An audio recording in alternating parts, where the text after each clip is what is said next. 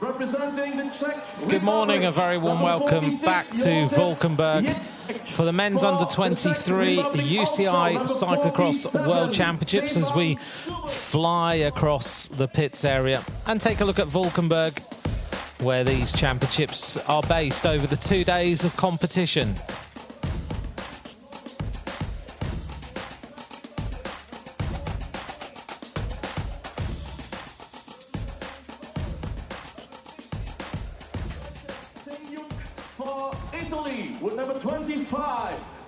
A very big crowd now assembled to watch these two races today. Firstly, the men's under-23 race, and then later on this afternoon we bring you the men's elite race. Simon's been out and about around the course, taking a little bit of a look at how it's changed overnight, if it has. Simon, sun's out. The Europop's been playing for about 2 hours. How's the course? Yeah, the course is pretty much the same as yesterday. We had a little bit of snow in the night, not a huge amount. That's all gone away now. It's about 1 degree. The sun is making it a little bit warmer, so any frozen areas are thawing nicely. The mud is as thick and as claggy as it was yesterday. I mean, just taking a look at the pictures of it there. I think we're going to need to see the first lap time, I think, from these under-23 men, just to see exactly how different it is from yesterday. We saw it drying out a little bit yesterday afternoon for the elite women. They were significantly slower lap times than the under-23 women a few hours before. So, yeah, it's going to be interesting this morning just to see how fast the under-23 men can lap. And but yeah, generally it's exactly the same as yesterday. Same challenges. They haven't done any work on the course. So they don't fill the ruts in. They don't sand any sections. They don't take the tops off anything. You know, any of the ruts that are really, really deep, they've just left it as is, which is kind of unusual. They sometimes put crews out there working on the course, but they obviously had a different idea, leave it natural. The sections that they'd separated yesterday for training, yeah, they're as muddy as the rest of it by now. So everything is a mud fest for today. We'll see how it runs in this first race of the day. The riders are on the start line. They are just getting ready. We're about 2.5 minutes from the race start. This race much anticipated as a showdown between 3 main riders, but of course, as Simon's mentioned, it's unpredictable on this course. Yesterday we saw some fantastic racing, we saw mechanical problems, and we saw things change back and forward between riders. So it is not cut and dried as to who's going to win this one. It wasn't cut and dried in the women's race yesterday. And we saw some fantastic early racing. Here is Adam Tupelik, the silver medalist in 2016. Alongside him, Tisarts, who won Nome, who's on the front row of the grid, getting himself ready for racing. Alongside him, Gage Hecht of the United States of America, Pan American champion. He's also a very good road rider. Now all eyes are on this man, Thomas Pidcock. He was the junior world champion last year and he has won the World Cup. Joris Nieuwenhuis, the defending champion, riding for the Netherlands in front of his home crowd. His fan club are right in front of us. And Ellie Isabit, the rider who last year things didn't go his way, ended up 17th. Sieben Wouters of the Netherlands on the front row of the grid as well. And number 17, Joshua Dubau, who was 6th last year. He's had a good season. And Lucas Dubau is also there just behind him. The taper's across the road, and we're about to get things started. Ellie is a bit focused. He's been on this course since about 9:15. It's now 11:04.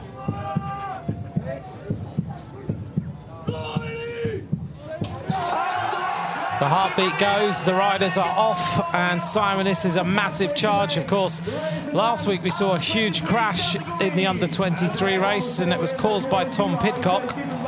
And the riders are safely off the start. Pidcock not getting a good start. He is down in about 15th place as they go through the first bend. Yeah, Pidcock pulled his foot out last week at the Hoogerheide World Cup final and caused that crash from a front row start. He's obviously a little bit down off his front row top 8 position today as well. But this first section of the course, this is where, if there are going to be any flat tyres, this is where they are. People that were asking about it yesterday, it's this section in the woods. There's tree roots and there's little rocks just starting to come up as the mud's got a little bit deeper. Apart from this section in the woods, the puncture risk is pretty much 0. So if you see any flat tyres, this is where they'll be. Those 2 little drops that we see off the start, again, they're coming into those so fast. And the second one is pretty much vertical with, again, a big ditch forming at the bottom of it and deep ruts. So it's going to take half a lap or so for this to settle down. Pidcock there in around about 8th or 9th, I think. On the front then, Anton Benoist of France. Anton Benoist setting the tempo. Behind him is Joris Nieuwenhuis, who of course last year we saw him ride really strongly in the mud. He doesn't mind it at all, and in front of his home crowd as defending champion, these riders don't want to let Nieuwenhuis go away like this and get any sort of early lead, because he is very much up for this race today. Ellie is having a good start in 3rd place.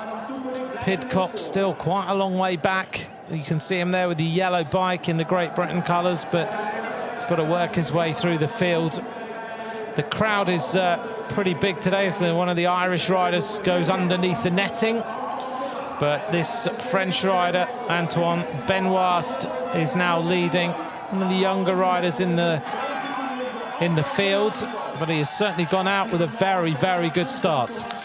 Just saw Sven Nys at the start waiting for Tom Pidcock to line up, and he was saying that he's never seen Pidcock this nervous. So nerves playing a part, I think, for this youngster, first year under 23, and he's kind of coming in at the bottom of the category age-wise, but as the hot favourite along with Elie Iserbyt. So he's a cool, calm-headed lad, but yeah, World Championships in the first year under 23, when you're the favourite, takes its toll. So the nerves are definitely going to play, but bike change for the first half lap from Pidcock. Do you know what? I think he had a really, really slow bike change there, Simon, because he went into the pits ages ago and only just got his bike. I don't know if they expected him to go into the pits that quick. Well, they'd have been ready for sure, because the mechanics, they're always ready on that first lap, because they don't know if anything's happened at the start, any issues, any crashes. If there's going to be crashes, it's that first half lap, so the mechanics for sure would have been ready. So yeah, but very, very slow, and he is quite a long way back now, but he's working his way through the field.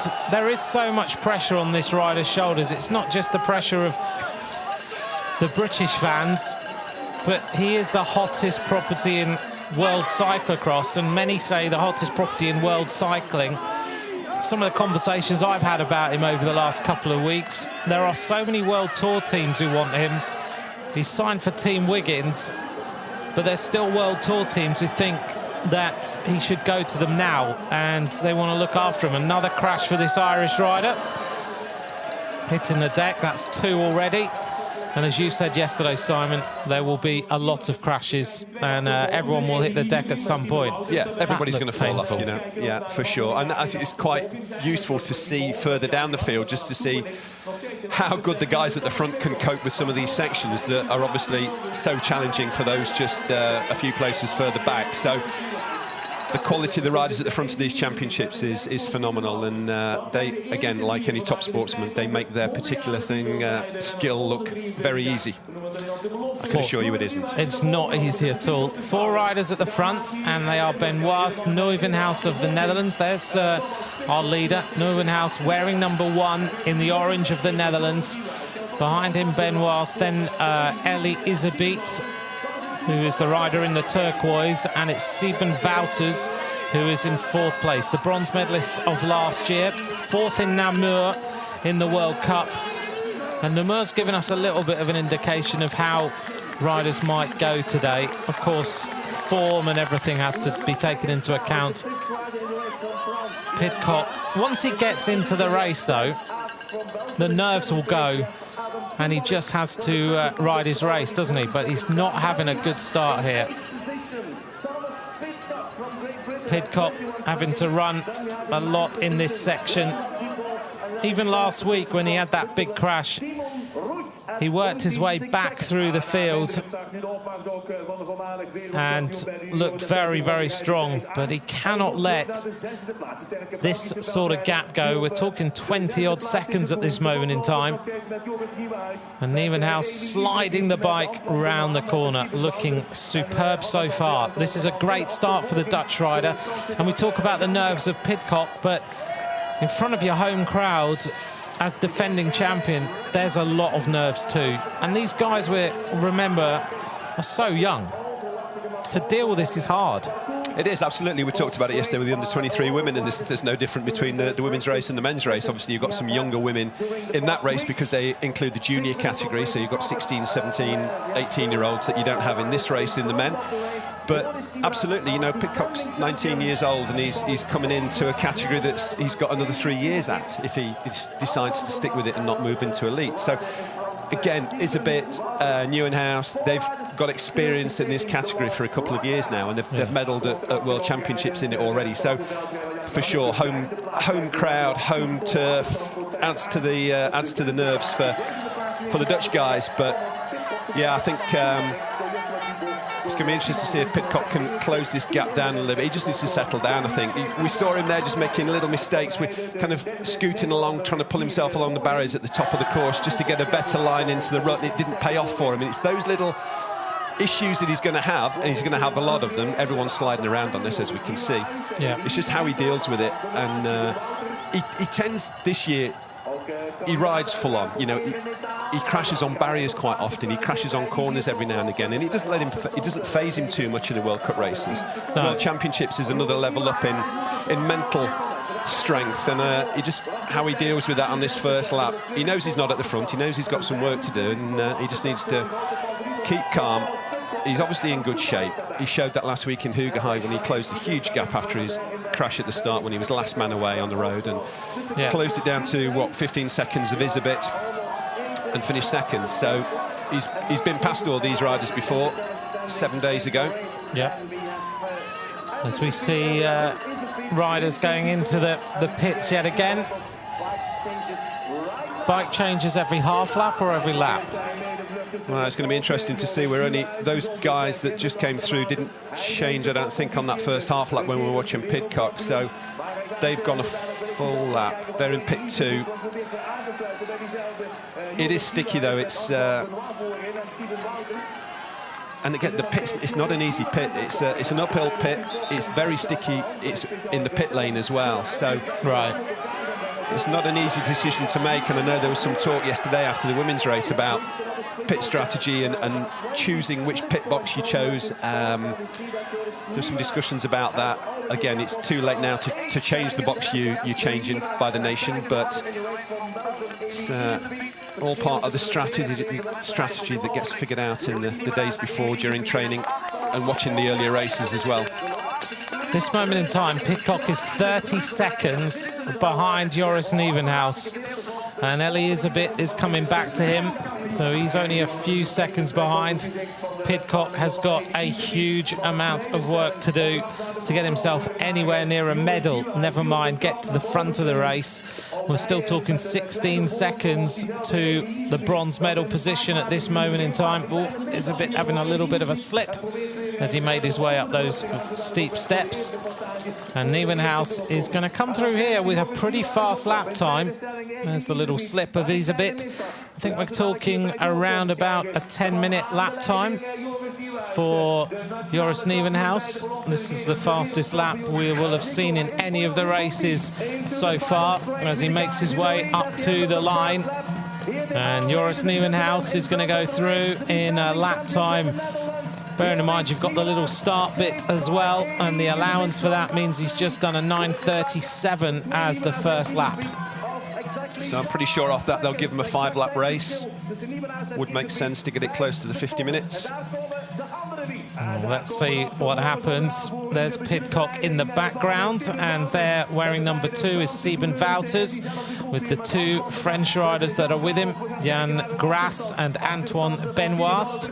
Are the 2 riders who are in that little group, but it's certainly not necessarily all the riders we would have expected at the front. We don't have Adam Tupelik there yet.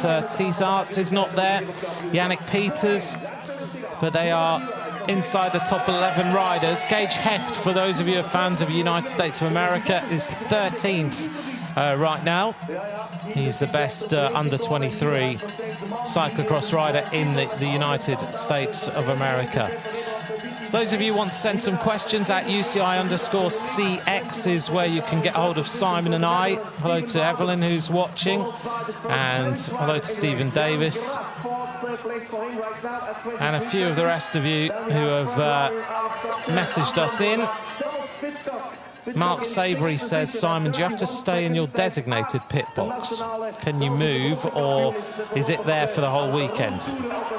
It's you stay in your pit box, whichever one you chose for the race. So you can change. You can have a different box per race. So when they do the call at the team managers meeting, they go through it race by race, depending on the nation ranking. As you see, Nieuwenhuis, I think, yeah. Big crash for Nieuwenhuis. And has he got his rear gear intact? Hopefully all is okay. He's having to run a long time there. He's a bit slowly but surely working his way back. See what happens here as he went through that rut. Yeah, just lost it on that corner.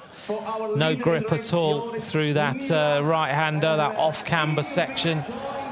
Nieuwenhuis now at the front, looking pretty urgent. He'll be happy with the way things are going so far, though.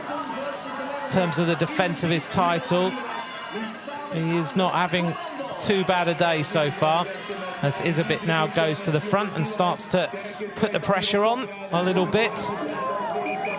These two riders, one going for the pits, one not, and Nieuwenhuis will go for the pits to just make sure that bike is okay.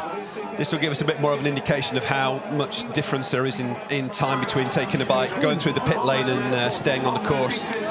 And it is significant. It's a few seconds there. Yep. It's a slow pit lane, and Isabit's got, you know, a handful of seconds there, and that's the kind of thing that can make a difference for sure. I don't know what he was doing there. I think he was talking to his mechanics in the pit there. He's looking across the course. I think he's looking, I think he came out of that rut on that corner where he crashed, and I think he's either asking mechanics to reduce the tyre pressure or try a different tread on the front. Obviously sliding around a little bit on that first lap. Yeah, just to see whether he can get a little bit more grip. So he's got to work his way back now to Isabit. He looks pretty calm. That little rut is not as claggy as it was yesterday at this moment. It's a little bit wetter in that section, but Isabit now is going on the attack. He's trying now to put Nieuwenhuis into some difficulty, make him chase back, make him make a few mistakes. And Isabit now, he wants to turn round what happened last year when he ended up so far down the field in 17th. And he certainly is putting Pidcock way, way down. 27 seconds now to Pidcock. Yeah, Pidcock's taken 4 seconds now to the front riders in that half lap since the finish line through the pits where we get our second split. So he's chipping away at it, but he's on the back foot here. It's going to be a big ask to get back to these two. I think 27 seconds is some gap to close at this level, but he's got the French in sight, which then puts him into in sight of the bronze medal. I think at the moment we've got Steven Wouters in third from the Netherlands, with the two French guys, Benoit and Grass, I think, in fourth and fifth.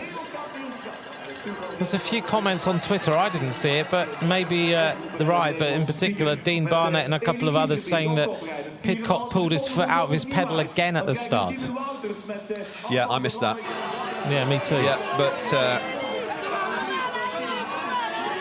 interesting if he's done it 2 weekends in a row, but it's something obviously did happen. He went from a front row to back out of the top 8, which you wouldn't expect if everything was going right, so it would make sense. So Ellie Isabit is the rider on the front there, who is setting the tempo.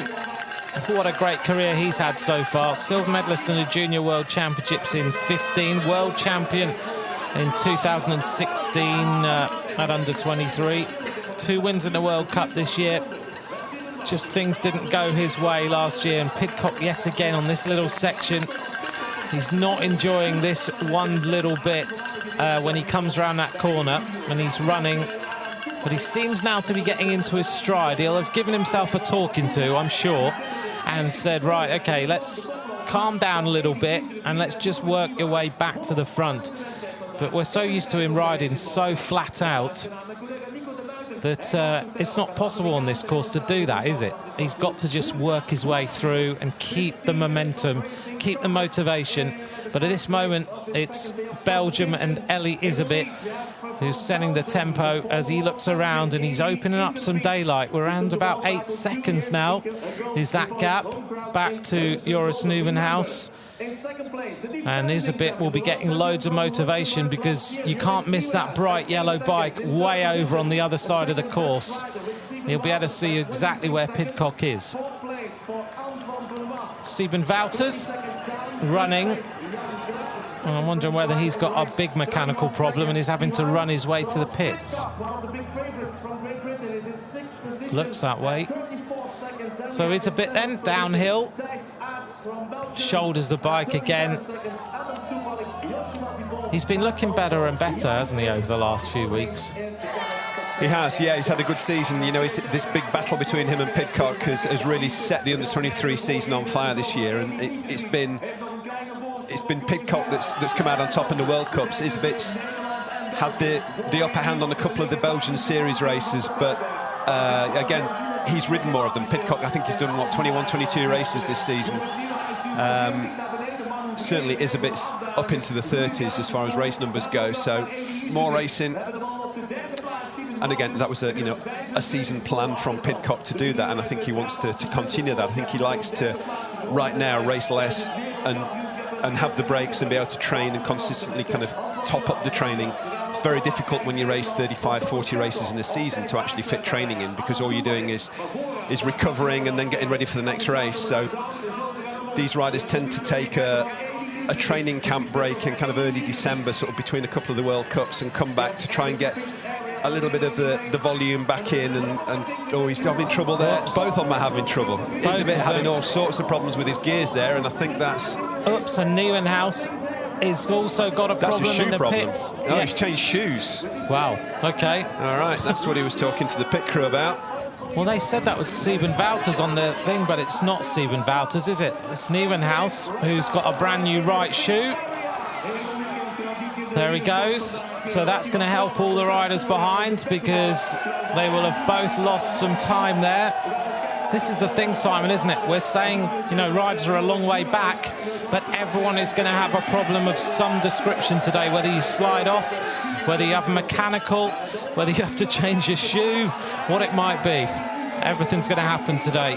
The last time we saw anybody change a shoe was Lars van der Haar, I think, in Hoogerheide, maybe, World Cup. Yeah. I can't remember, yeah, but it's good that they're so prepared that they've got shoes in the pits. I think that's normal now, but again, it's just one of these other things to put on your list to take to the pits for the mechanics and to have ready as well. He's obviously communicated that on the previous passage through the pit that he's going to need a shoe, but...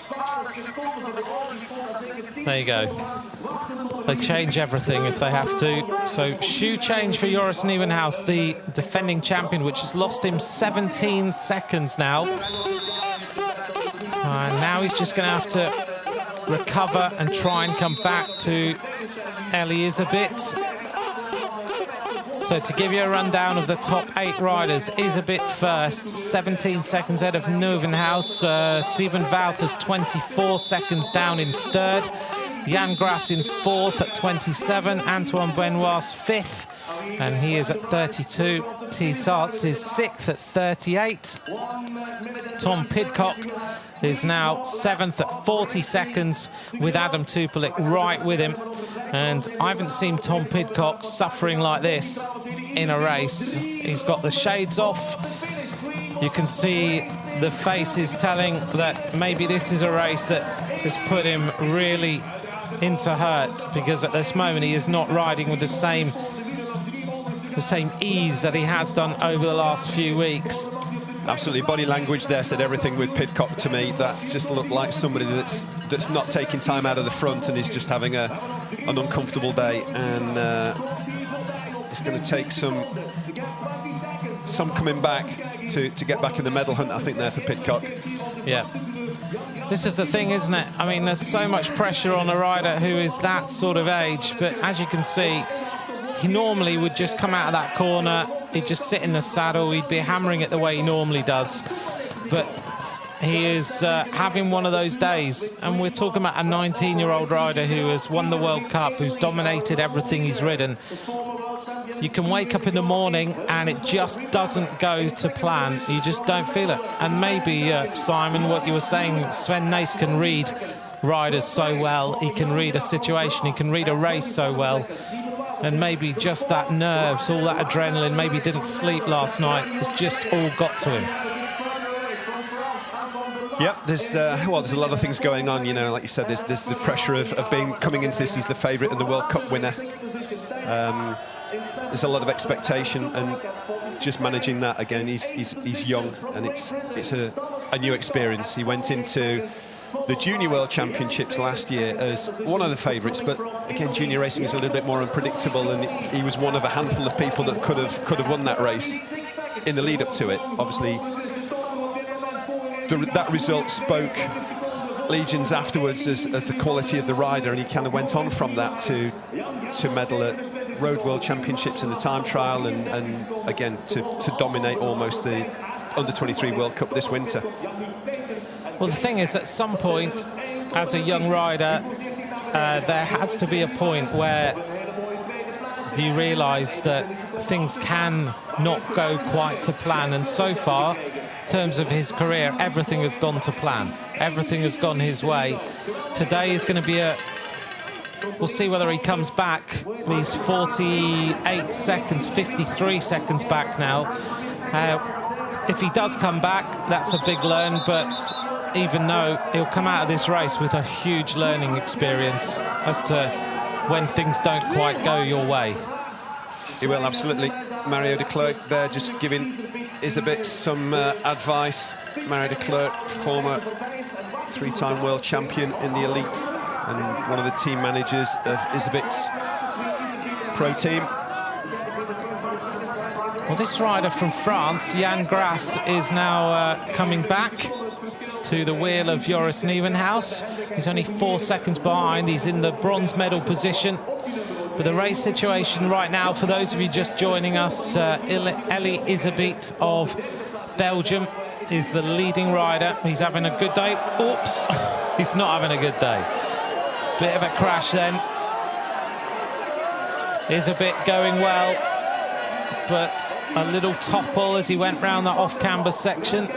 Nieuwenhuis in the orange of the Netherlands is in second place, and Jan Grass is in third right now for France at 27 seconds. Sieben Wouters is fourth, Antoine Benoist is fifth, Tiesarts is sixth, Tupelik now in seventh, and Pidcock now dropping away in eighth place at 54 seconds.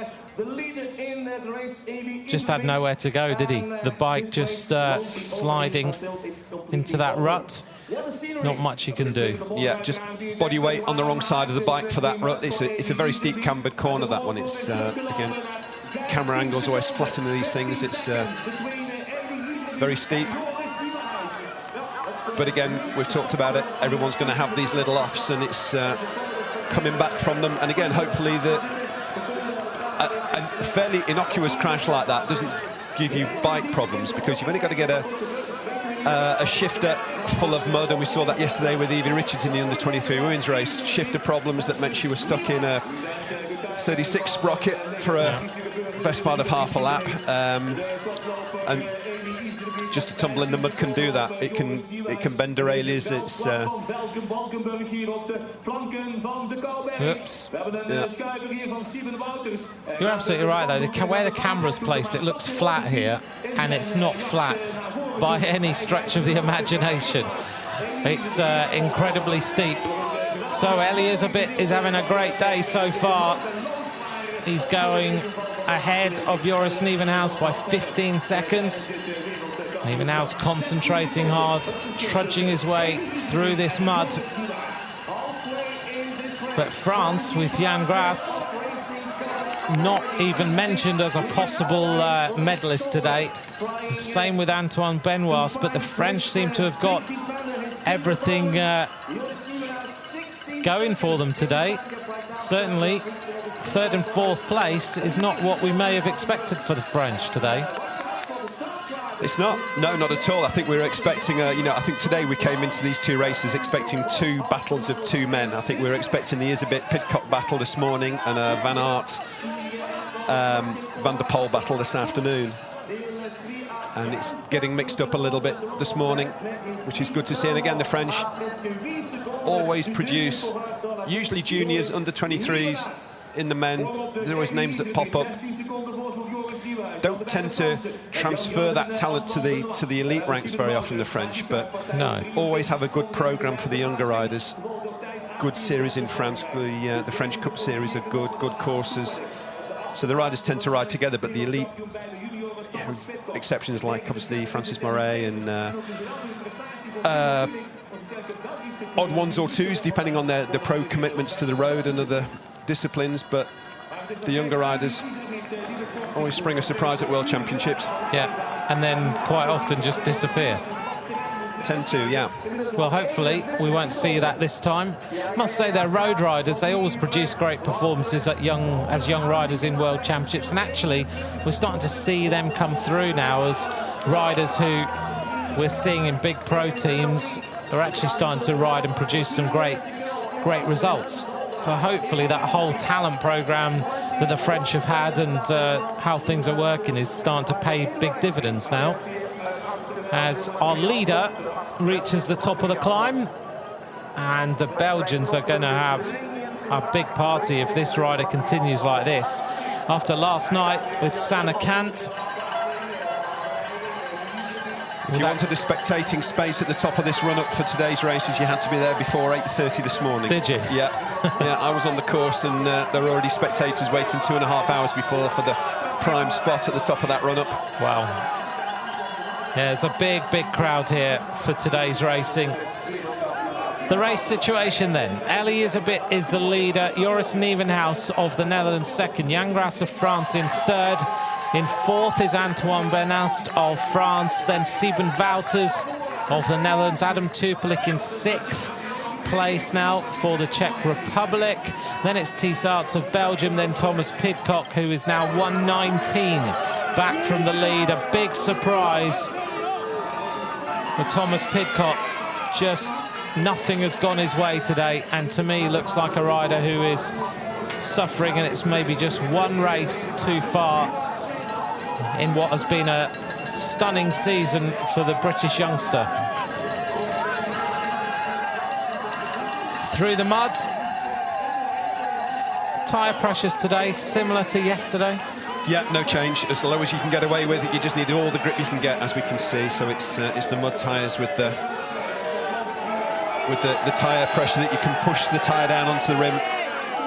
So that 14 to 16 psi, 1.1 bars, 1.2 bars, depending on the size. Obviously, someone like the Nieuwenhuis here is a few kilos heavier than Isabit. He's maybe got a psi or two more, but.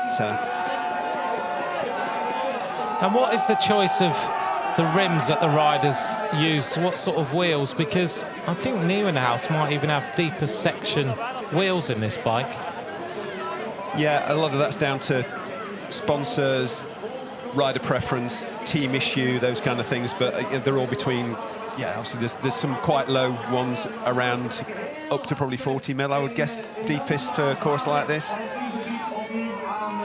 Here's a bit now onto the steps. This is lap number 3 of what's going to be a 5-lap race.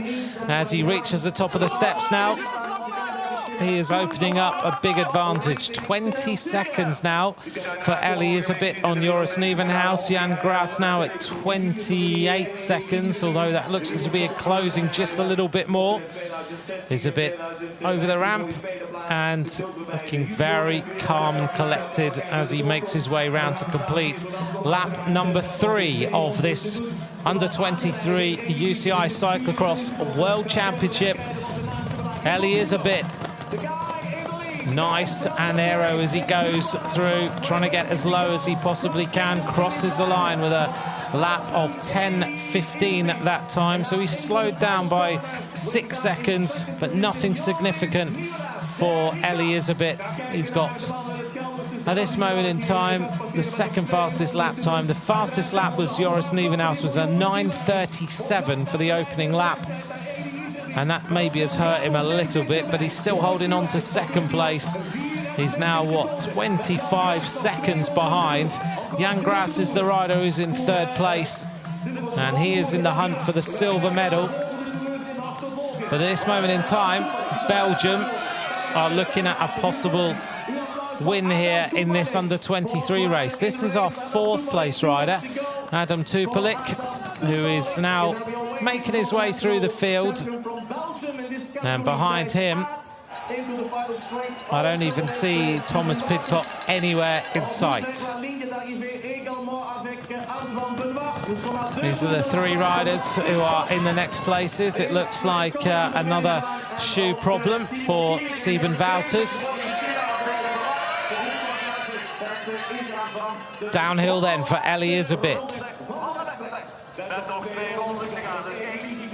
This rider, when I got here this morning, which was pretty early, Elizabeth was already on the course, and he had been round and already done laps, and it was 8:45.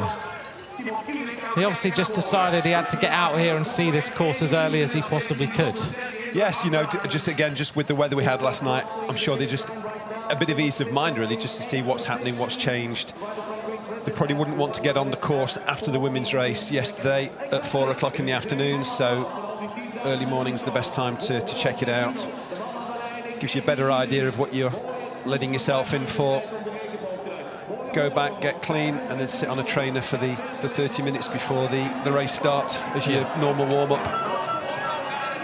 But clearly he's decided today that this is his championship. He's going to come out, get completely prepared, get ready, make sure everything works the way he wants it, and it's absolutely perfect for him. Elizabeth leading Joris Nieuwenhuis. Nieuwenhuis, the under-23 world champion in 2017. Elizabeth now into the pits yet again, has a bike change, switches over as he makes his way up, runs all the way rather than thinking about getting on the bike. Just to give you some other ideas of riders, so Tupelik now at 51 seconds, Tissart's in 5th place, 106, Sieben Wouters at 108, then Benoist at 109, Pidcock now at 144. I don't think we've seen any race where Thomas Pidcock's lost anywhere near this amount of time. I don't think it's ever happened to him. No, I don't think it has, no, and obviously, you know, his head's not where he needs to be, and he's obviously just wanting this to be over with, I think. Yeah, he'll get to the end of this race, he'll work out what the problem was, and then he'll have a bit of a relax, and he'll get ready for the season coming up. So I think in terms of him coming back to the front, it's not going to happen. We're not going to see a resurgence of the British rider as we have done previously, so it's all now about the riders at the front and where the medals go. It's a bit 25 seconds, so Nieuwenhuis is holding Elliot. He's still holding Elizabeth at 25 seconds. He hasn't lost any major time over the last lap or so. So certainly there's a chance that if anything happened to Elizabeth, Nieuwenhuis could come back. The 25 seconds is a significant gap. The question is whether Jan Grass can hold on to Nieuwenhuis and take the silver medal away from the defending champion. It's going to be an interesting run-in to the conclusion of today's race. He's so rutted in this section now. There's Nieuwenhuis. These two riders having a real battle now, Simon, to decide who's going to take the medal. Yeah, they are. It's a good battle. I'm not quite sure how far Tupelik is behind these two. I think he's only, it's maybe 20 seconds, 18 seconds. Yeah, he's not in sight there.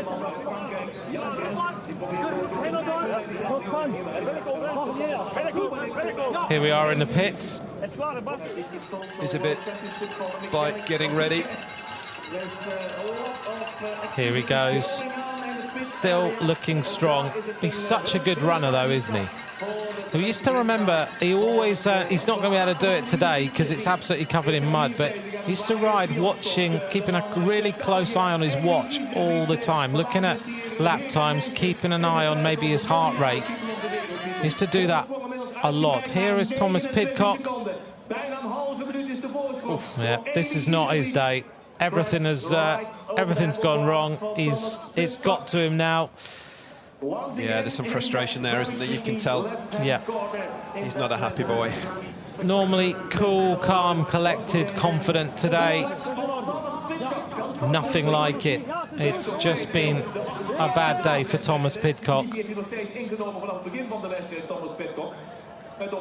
Elizabeth then running away with this race. 29 seconds now as he laps one of the Australian riders. And that's a big lap to get lapped on, just the same yesterday. If you've never ridden in conditions like this, then you can lose huge amounts of time on just one lap of this circuit. Is a bit.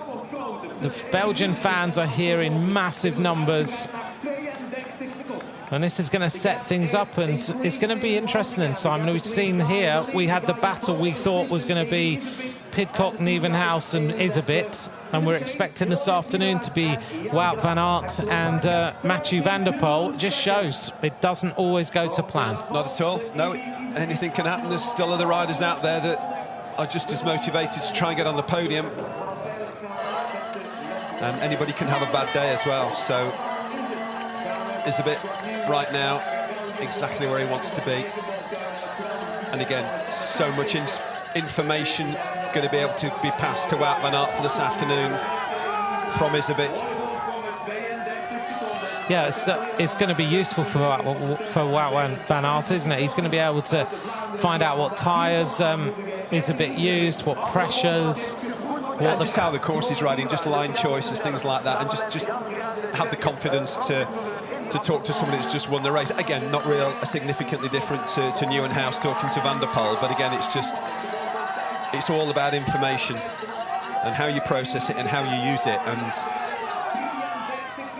there'll definitely be a meeting in the team area just for a couple of minutes after this race, after the podium ceremony. But again, things like tyres, tyre pressures, these guys have got that figured out themselves. They'll take confidence from what somebody else has used, but that's what they've spent the last 3 or 4 days working on. And again, it's not a hard decision for a course like this. More about the lines that will get you a little bit of time on your opposition as Isabit goes out again after the pits. Things like recovery as well. There's so few places to recover on this lap that if there's any good information about where you can just take a breath or regroup a little bit. Judging by walking around a little bit, the only place you can is when you come off that ramp, because the rest of the time you're full on. It is full on, absolutely full on. Isabit being urged forward. He's got a great lead here from Joris Nieuwenhuis, and behind him is this French rider Jan Grass, who was second in Nome in the World Cup. Not a rider we've seen loads of this season, but he's been certainly on the podium of a World Cup, and he is hunting down a silver medal in this World Championship, which would delight the French fans. The British fans who were expecting to see another gold medal are looking pretty subdued outside the commentary box window right now. But the Dutch and the Belgians, their eyes glued to the giant screens, looking forward to finding out, can Isabit take this world title? A little bit of another slip, but he sprints his way up. He's got full of running today, isn't he? Those legs are good. They are good, but you can still see how hard it is. A rider of his ability at the top of those steps, it's just legs are screaming by the time you've done that. The run up on the dirt, a little dismount and just a few pedal revs to catch your breath before the 30 stairs. It's a really tough section for the end of the lap. Certainly is. Jan Grass holding on to Nieuwenhuis. This is the battle for the silver medal. Nieuwenhuis gets to the top of the stairs. He seems to have a little bit more fight in him than Grass, but he is holding on. This is the end of lap number 4. Elizabeth going to cross the line again, and he is going to be in the lead. A 10:18 lap, so 3 seconds slower than the lap before, but he's not significantly slower. That first opening lap was supremely quick by Joris Nieuwenhuis, and since then it's around about 10:09 to 10:18. Elizabeth goes plunging down that little bank. Now he's on the uphill section, forcing that bike forward. This is the battle for silver between these two riders. 41 minutes of racing have gone by. This is going to be a very, very long race. Well over 50 minutes it's going to be by the end of lap number 5. Yeah, which is spot on. 50-minute race, so all good from the timing point of view. They've got their calculations right, but 50 minutes on this course is... Whew, you're going to feel this for a week afterwards. Sanne Kant yesterday said it was the hardest race of her career. Sliding his way around that corner. Isabit is thriving on this course. He's got this nailed. I guess Isabit's got a much lower centre of gravity. Does that play into his hands in this course? Not significantly, no. It's the skill sets of the top riders are pretty much the same. Especially on the mud, it's not significantly different. Ice, maybe more of an advantage to be a little bit lower. Taller riders tended to not fare so well in the very icy, slippery conditions, but the alternate factor is long legs. For somebody with a high centre of gravity is a little bit more of an advantage in the running sections. So right, swings and roundabouts, I think. Yeah. Quick question from Derek Woodworth. Do the riders take fluids or gels or rehydrate in the pits? No, they don't. The only time they're allowed to do that is if the weather is significantly warm. I think it has to be over 20 degrees, I think. Then the commissaire will give a dispensation for riders to go into the pits. Actually, the regulation changed, and they're still not allowed to take a drink. They're allowed to take a bike with a bottle on it. So that's the only time you would see a rider actually drinking in a race. But in a 50-minute race, they don't need to rehydrate or top up glycogen levels, so no gels really necessary. They'll have one a few minutes before the start of the race, probably, but nothing during the race. Quite often you see them on the start line just taking their last gel. Yeah, that's the time for the last one. These two riders still together. Nieuwenhuis looking to secure a medal. It's getting a little bit snowy outside. We saw some snow overnight, and we're getting bigger flakes of snow now falling. It's really cold here on this course as Isabit crosses his way around. He's decided to run this little section. It's much, much faster for him to do that. That's great racing there. It is. That's smart. You know, that's the thing about changing your ideas of what's possible during the race. One lap you ride it, decide next lap it's not going to be as fast. Hop off and run it. And just having that flexibility and always looking for lines, always looking for the options. Isabit off the bike again through the snow as we see Joris Nieuwenhuis starting to open up a tiny little gap on the Frenchman. It goes very, very close to the post there on the left-hand side, hugging in towards the netting section. Isabit's not got too far to go. About 5, maybe 6 minutes of effort to secure this world title. As he works his way through that little section, he's certainly got everything absolutely right today. He's able to hurt himself, he's able to ride strongly. The mud just flicking up all the time off those wheels. He's looking absolutely supreme. 30 seconds now is the lead for Ellie is a bit of Belgium, ahead of Joris Nieuwenhuis and Jan Grass, and behind them there's really no one coming back. Adam Tupelik now at 118, Antoine Benoist in 5th at 130, Thies Aerts in 6th at 133, Sieben Wouters in 7th at 148, Gage Hecht of the United States of America at 245 in 8th place, just dropped down to 9th actually, and Jacob Dorengoni of Italy now in 10th place at 252. Yeah, there's some big gaps in this race. To see somebody like Thies Aerts, sort of minute and a half down. We're looking at Pidcock now at over 3 minutes behind. Gage Hecht, 250 behind. Incredible gaps. Big gaps, yeah. It'd be good to see if we can pull some other nations riders up as we go through the split times. Getting some questions about where. Let's give you some other nations. So we've got Dan Tullett of Great Britain in 22nd, Kevin Kuhn of Switzerland at 23rd, and then further on down we have got Ben Turner of Great Britain 27th, Grant Elwood, United States of America 29th, Mario Schmidt of Switzerland 30th, and Spencer Petrov 32nd for United States of America. Nicholas Smith 40th for Australia. Nicholas Denitz of Canada 45th. And then hopefully that gives you a few rundowns of some different nations as we get towards the conclusion of this World Championship. Elizabeth looks across to see where everyone is. Back onto the bike. Remember, we have a big gap this afternoon for 3 hours between the end of this race and the start of the next race coming up, and that will be the men's elite race to finish off a great weekend of World Championships. And this is why cyclocross is so great, because the predictions you can make, the hours you can talk about who's going to win can be completely changed. They can. It's going to be interesting to see in the next 3 or 4 hours what happens with this weather as well. If this snow continues, just add a little bit more of a challenge to the top surface that's already pretty much as extreme as it can be for a cyclocross race. Ellie is a bit laps David Conroy of Ireland.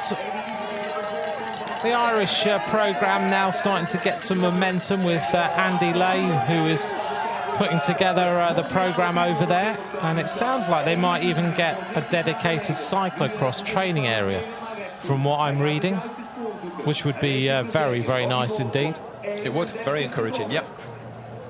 No, they've done a good job. Andy's done a good job putting a squad together and trying to get to some smaller races and to get a team. I think they're represented in every discipline at this World Championships for the first time, which is great to see. And again, to see nations like Australia coming with more and more riders, only a few years after the first time we saw them. Again, we've even got somebody from Iceland, I think, here. That's the right place, isn't it? New nations popping up all the time. The actual total number of nations, I think we've got 24, 25 nations here. Yeah. It's about the maximum we've ever had as Cyclo-cross World Championships.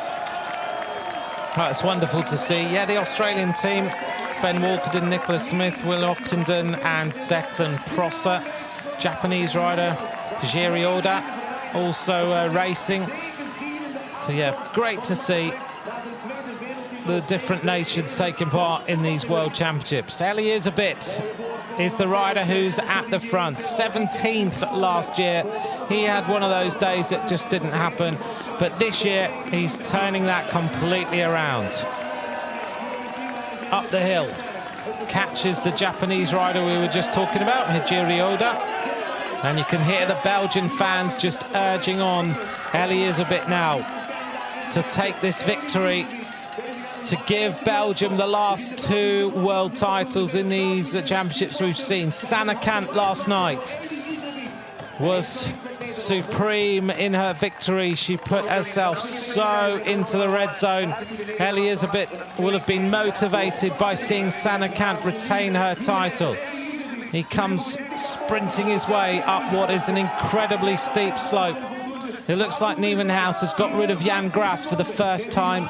Grass just has to keep going. He's got about 40 seconds advantage on Adam Tupelik. Ellie Elizabeth now up this little section, looking around to see where everyone is. He reaches the steps for the final time. Oh, little slide. His legs have gone. You could see it on that run previously. He's empty. It's a good job. There's another lap to go, but he's timed it perfectly. He's got everything out in this race. He has. Elizabeth has taken this race on. He has ridden a supreme race here in Valkenburg. He's looking around, don't worry. There is no one there. He's got daylight, he's got time in hand. He can wheelie all the way up this finishing straight if he wants to. He can get off the bike, he can celebrate. Elizabeth is the world champion. He looks around, he sits up, he gives Belgium their second world title here in Valkenburg. Elizabeth, world champion. Fantastic racing. Behind him then, Joris Nieuwenhuis has got rid of Jan Grass. Elizabeth is celebrating. Rainbow bands for Belgium. Joris Nieuwenhuis takes the silver. He had to change shoes. That might have cost him a little bit of time. He took the race on, second place, and a bronze medal for the Frenchman, Jan Grass. Bronze medal for France.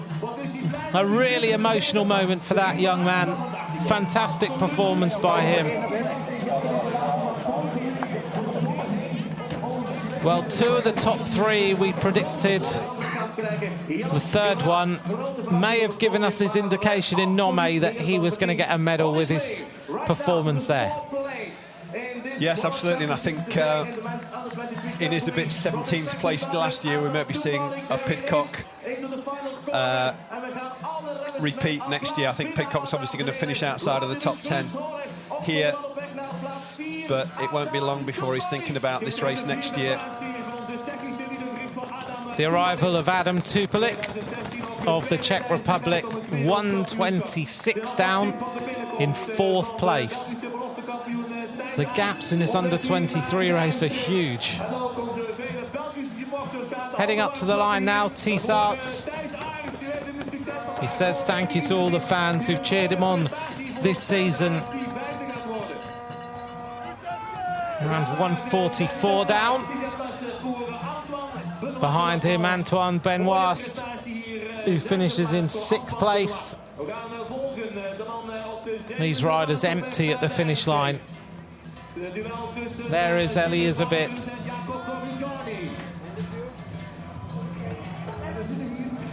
Just recovering. The arrival of Sieben Wouters at the finish, through the snow. 7th place for Sieben Wouters of the Netherlands. The end of a tough season for these riders. They've been racing since, what, September on and off? First weekend in September, yeah. And again, 5 more races for somebody like Elizabeth for the next 3 weekends. This was the moment when Elizabeth decided to take the race on. I think it was that gap he got when he didn't go into the pits and Nieuwenhuis went in and then got a handful of seconds. And then obviously with the problem with Nieuwenhuis with his shoe. That was it. Race over. Possible to get a few more seconds there. And then from there was no coming back for Nieuwenhuis. No, that was the end of the race. Elizabeth celebrates. The under-23 world champion says he's number 1. There is no question. Today he showed just how strong he is and what a great cyclocross rider he is. Sven van Toorn out behind him, the new Belgian national coach, took over from Rudy de Bie. Well done, Ellie. You're bringing back that title 2 years after Zolder. How do you feel? Yeah, I can't believe it at this moment. I worked really hard for it, and in the race it was just like a dream, so I don't know what's happening. You crossed the line with almost half a minute gap between you and Joris. How did you do that? How did you manage to be so consistent during that racing? Yeah, I knew it was really hard. Joris took a really fast start, but I knew from the previous races that he was better in the beginning than at the end. So I just wanted to keep one tempo, and but at the end it was better to do it because it's really hard with all the running sections. So I'm very happy at this moment. Tell us about the conditions, the weather conditions. Snow at the end, a bit more sticky today than compared to yesterday. How did you feel with the race and the turf? Yeah, when I did the first lap this morning, it was very good for me. Yesterday it was a little bit too slippery to keep really a high, high wattage. So today it was really better to have a big gear and just pushing on the pedals, and that's really my kind of races. Which sections were you feeling more comfortable? The wooden one, the off the camber, the last one? The flat sections and the running sections. Joris was really good at the descent. I had a little crash in the descent, but then I just didn't take any risks at the end. So I'm really happy to just keep going, and I took some seconds every lap, and that was just how I planned it. After Sane's title yesterday, it's a new title for Belgium. That's a great performance for the country. Yeah, it's really great. Definitely with the new bonds coach. So Sven will be really happy. So and I'm happy, and my team is happy. So it's a good day today. Congratulations, Eli. Thank you very much. Great job. Thank you. Nice insight from Eli is a bit. Number one. Yeah, interesting to hear a bit talking about the consistent lap times and for him just to keep that same tempo going. If you look at his laps, they are very consistent. I think got a 10:03, a 10:15, a 10:16, a 10:24. That first lap by Nieuwenhuis was a 9:37. It's yeah. He went out. He did go out fast, like Eli just mentioned, but he got his strategy right. He was able to push on the sections that suited him, but just having the confidence again to stick to that even tempoed lap strategy paid off for him. Yeah, I mean, that opening lap was flat out.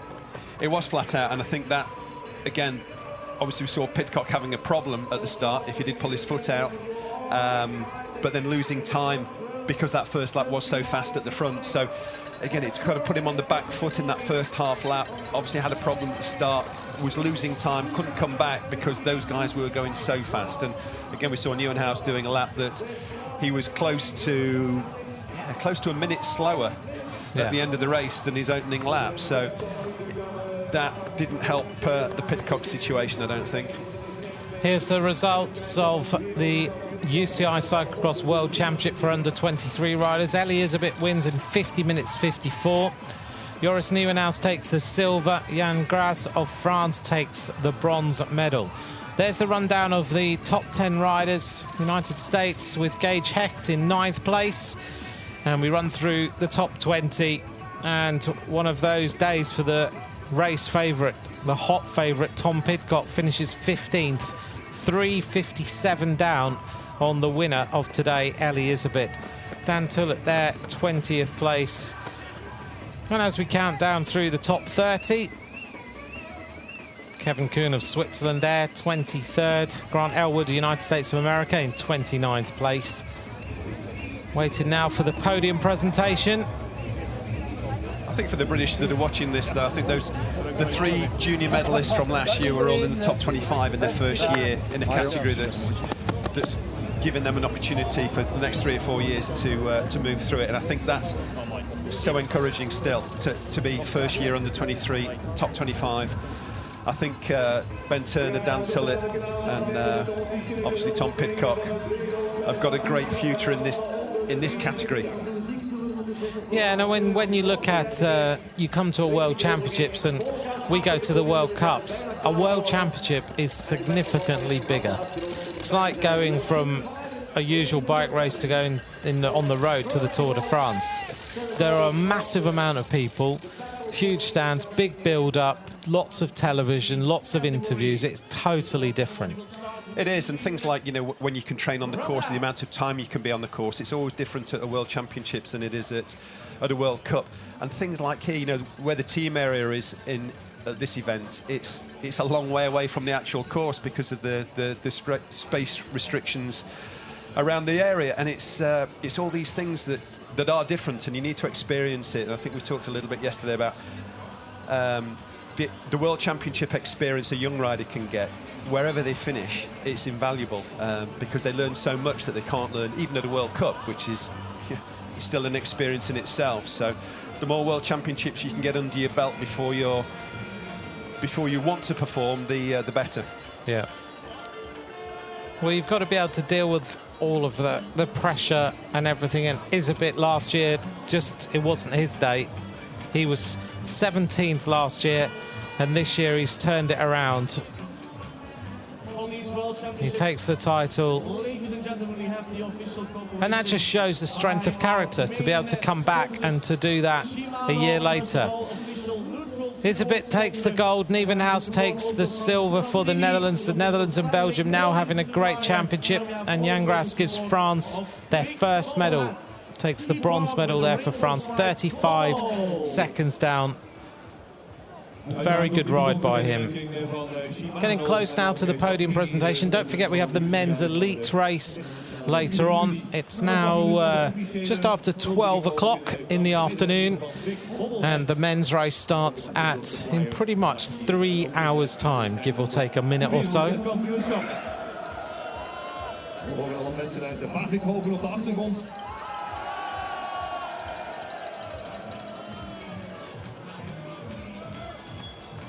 There are more and more flags appearing as well, blocking the camera shots, which is great.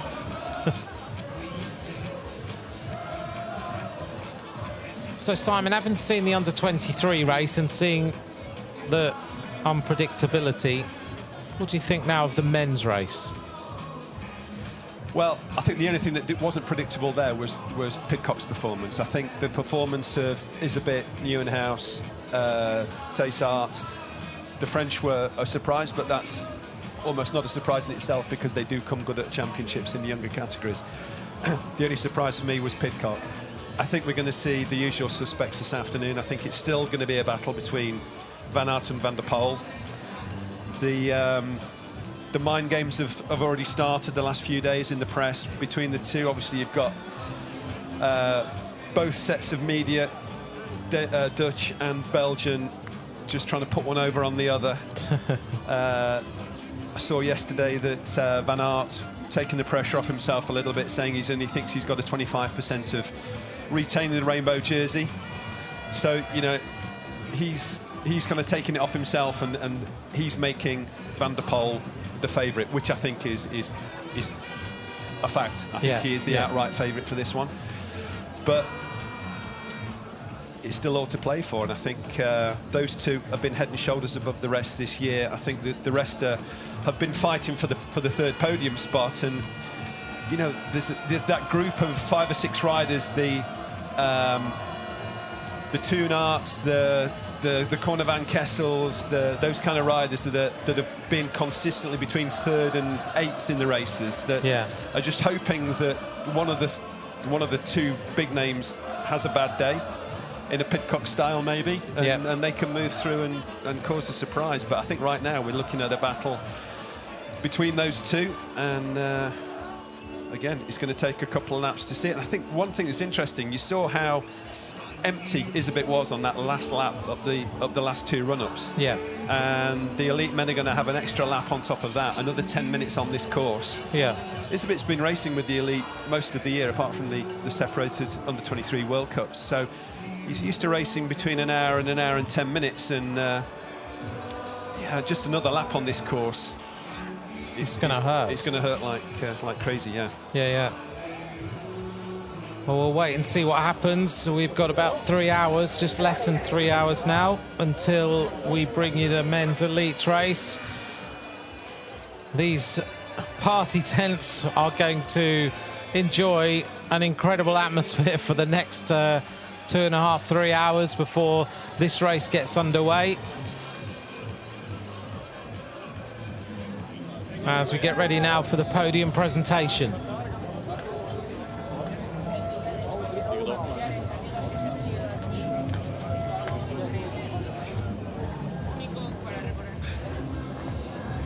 Well, Nieuwenhuis did everything he could do. He couldn't have done any more than try and go out, take the race to everybody, put everyone under pressure, and then just try and hold on. You can't help that he had little technical problems.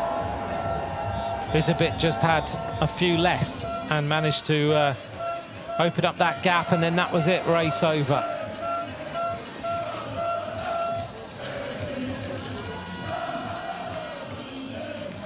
Well, it's certainly given a big start to Sunday here at the World Championships. It will motivate Wout van Aert when he knows that his teammate has secured the rainbow jersey. The snow not coming to anything at this moment. Not right now, which is good news, I think, mainly for the spectators. I don't think it'll make a huge difference to the course if it continued, but yeah, the sky's looking a little bit grey, but it's just a few flakes coming down. Yeah. Well, that's good. Waiting to arrive on the podium then.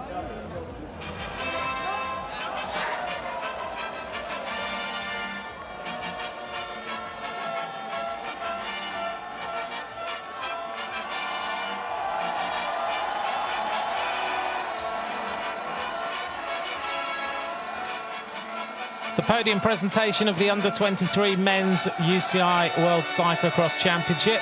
Ladies and gentlemen, dear cyclocross fans from all over the world, may we have your attention please for the official UCI award ceremony after the 2018 Cyclo-cross World Championships in the men's Under-23 category. Dames en heren, graag uw aandacht voor de officiële huldigingsplechtigheid naar aanleiding van het wereldkampioenschap veldrijden bij de mannen onder de 23. Graag uw aandacht voor de ceremonie protocolaire. In third place, the winner of the bronze medal representing France. Op de derde plaats, winnaar van de bronzen medaille uit Frankrijk. Een geweldig applaus voor Jan Graaf. Jan Graaf. Jan Graaf of France takes the bronze medal. Will be presented by Mr. Harald Tiedemann-Hansen, member of the UCI Management Committee. Médaille de bronze pour la France, médaille de bronze pour Jan Graaf. Avec nos félicitations. De medaille is uitgereikt door meneer Harald Tiedemann-Hansen, lid van het managementcomité van de UCI. In second place, the winner of the silver medal representing the Netherlands. Op de tweede plaats, vandaag voor de zilveren medaille. Hij komt uit Nederland. Laat u horen voor Joris Nieuwenhuis. Also the Silver to Joris Nieuwenhuis. presented by Mr. Harald Tiedemann-Hansen, member of the UCI Management Committee. Dames en heren, de zilveren medaillewinnaar, Joris Nieuwenhuis.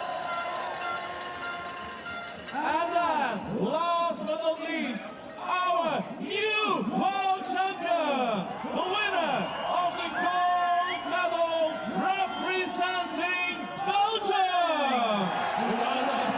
Nieuwe wereldkampioen, winnaar van de gouden medaille, de regenboogtrui. Laat u horen voor Elie Iserbiet uit België.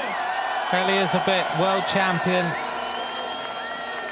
He is receiving his rainbow jersey and his golden medal out of the hands of Mr. Harald Tiedemann-Hansen, member of the UCI Management Committee. De regenboogtrui en gouden medaille uitgereikt door Mr. Harald Tiedemann-Hansen, lid van het managementcomité van de UCI. Tweede wereldwinner in deze categorie, gouden medaille. En de regenboogtrui inmiddels op de schouders. De man die het vandaag haalde, Elie Iserbiet. Elie Iserbiet in the rainbow jersey. Kisses and flowers. De ploegen worden uitgereikt door Gert Koopmans, debuté van de provincie Limburg voor de nummer 3. Voor de bronzen medaillewinnaar. Laat u horen Frankrijk voor Jan Graaf. De derde plaats, we gaan de bloemen krijgen voor de nummer 2, voor Joris Nieuwijs uit het Gelderse Zelm. Een hele mooie tweede plaats. En Gert Koopmans, deputé van de provincie Limburg, gaat de bloemenrijker ook uiteraard uitreiken aan de nieuwe wereldkampioen 2018. Pavik Hoven, laat die horen voor Elie is er niet. Ladies And now for the national anthem of Belgium. Voor de national anthem of Belgium. Dames en heren, mag ik heel graag nu aandacht vragen voor het Belgisch volkslied, de Brabançonne.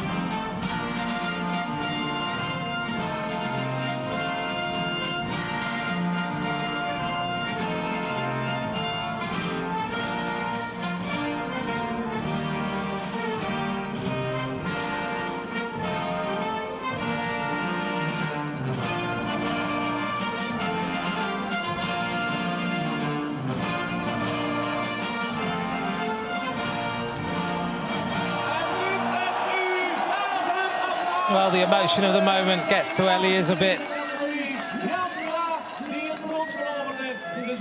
That meant an awful lot to him.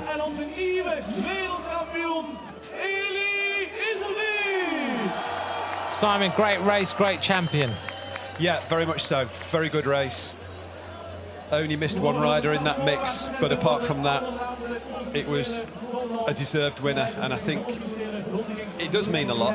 He's already been world champion in this category, so you think that maybe you don't get a little bit blasé about it, but it certainly takes the edge off the pressure to win it again once you've done it. But I think that showed just the emotion on the podium there, that it does mean a hell of a lot to these guys.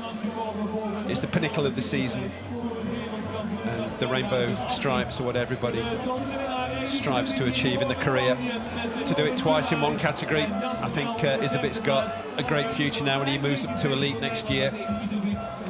Yeah, one of the new, younger Belgian group that's replacing the likes of Klaas van Toornaert and Kevin Powels that are maybe coming towards the end of their time. Obviously, we saw Sven Nys retiring a couple of years ago, but this new breed, this new group, they're equally as talented, and I think the sport still needs, right now, it still needs the Belgian stars, because so much of the sport is rooted in Belgium that if they didn't have anybody, then suddenly the crowds go away and the television goes away, and at the moment that comprehensive coverage isn't available in too many other countries, so we do still need the Belgian superstars, and I think Isabit is one of those. He certainly is. Well, join him with Wout van Aert and the other Belgian youngsters. What a great morning of racing. We'll leave you with the highlights. Hilly Isabit has won the under-23 men's title. 3 hours will bring you the elite race. Bye for now.